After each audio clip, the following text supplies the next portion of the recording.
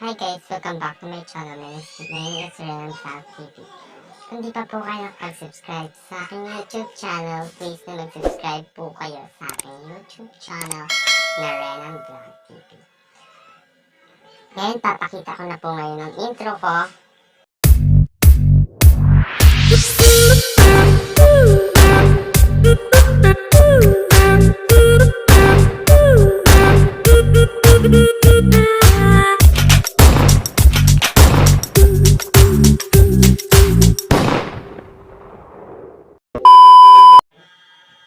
Ito na nga yung una natin gagawin. Ang una po ay pupunta muna tayo sa PixArt. Yan, tap nyo lang. Ang gagamit nyo po ito kahit wala po kayong wifi. Pindutin nyo po itong plus sign. Tapos hanap po kayo ng picture na gagamitin nyo. Ito. Yan. Tapos ika-cut out nyo lang po. Yan.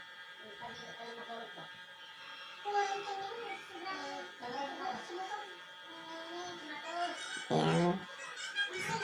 Kahit na hindi na po lahat. Tapos check nyo na. Tapos ang gagawin nyo po dito ay i-adjust na lang. Yan, kapag nakita naman siya, adjust nyo lang. Kaya hindi masyadong medyo nakuhaan.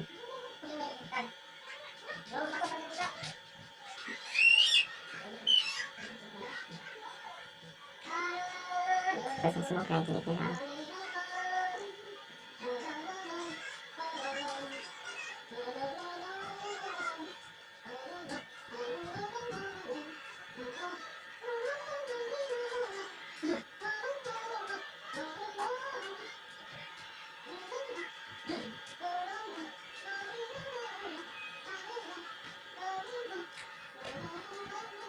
Yan, okay na.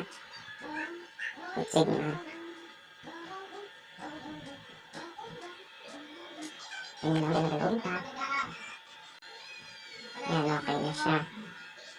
Tapos, pindutin nyo po tayo arrow down para ma-download nyo sa gallery.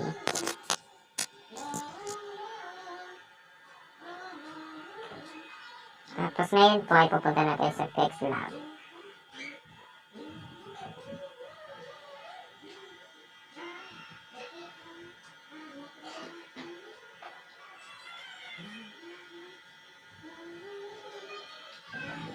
Tapos yung ginawa po natin edit kanina, yan. Ilapod na po natin dito. Tapos magsusulat po tayo ng header. Tingnan natin how to create template. How to create template. Yan.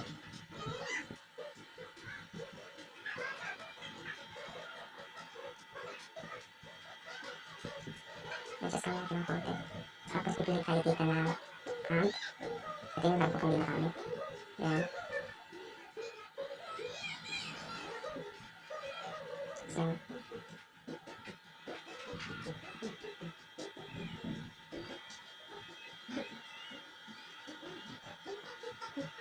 yan, okay na.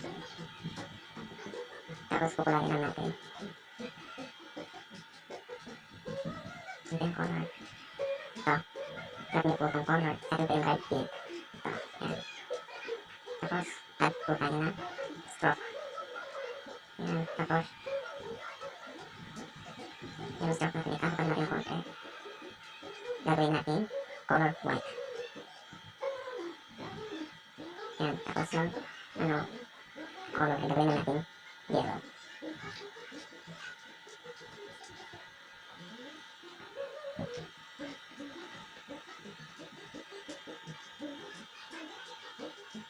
Okay yan.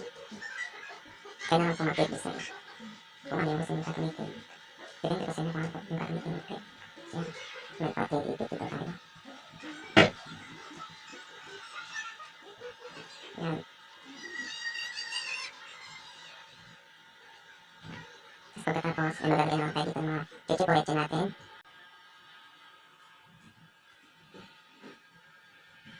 Punta tayo dito sa download. Yan.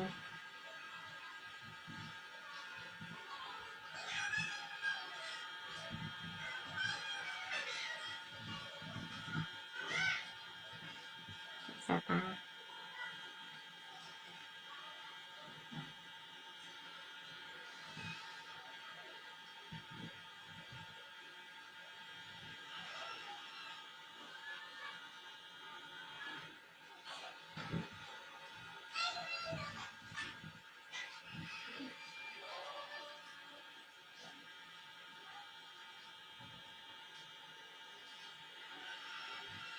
Yan. Tapos magkagta tayo ng ipang chichikorete natin.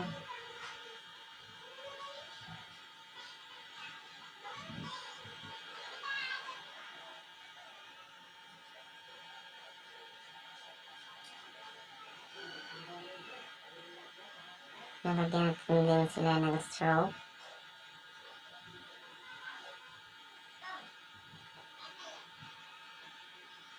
Ng color white.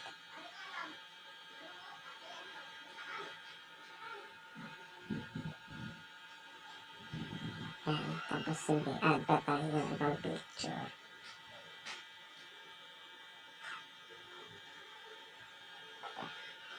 At YouTube.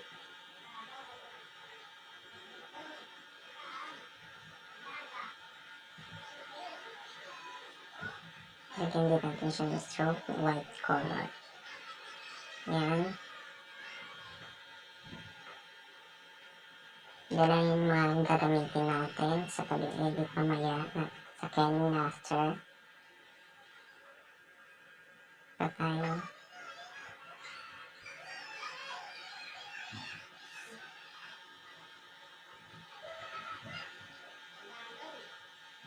Adjust na natin yung konti.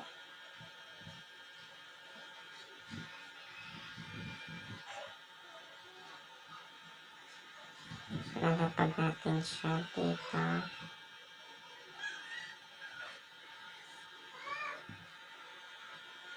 At maglalagay tayo ng add picture.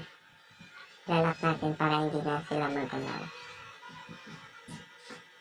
Ito ay ikakopy lang natin.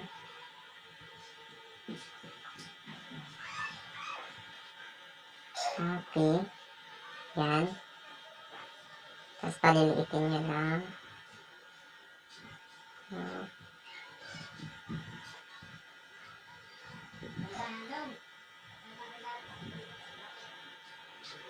Kapag natin dito.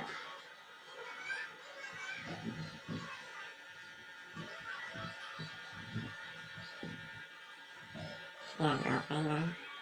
Tapos ilak nito.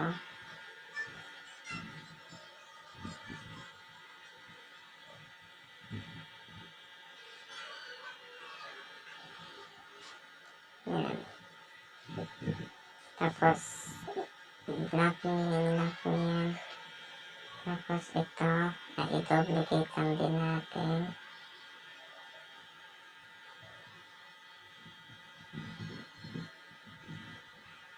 Yan.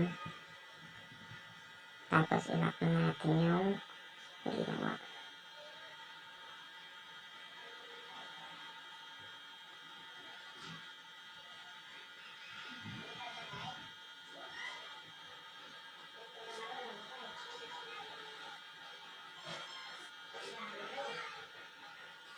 Yan. Pero okay na siya. Pwede nyo na po siyang i-check. Yan. Pindutin nyo po yung save as kung hindi nyo na po siya i-edit pa. Tapos save project. Kapag kung may kung sakaling gagawin pa po kayo. Yan. Okay na. Putong okay. I know. Pindutin nyo itong save as image. Ayan, tapos save to gallery. Pindutin nyo.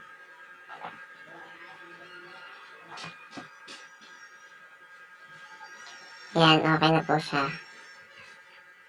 Tapos, ang gagawin nyo po dito ay pindutin nyo itong exit para panibago naman.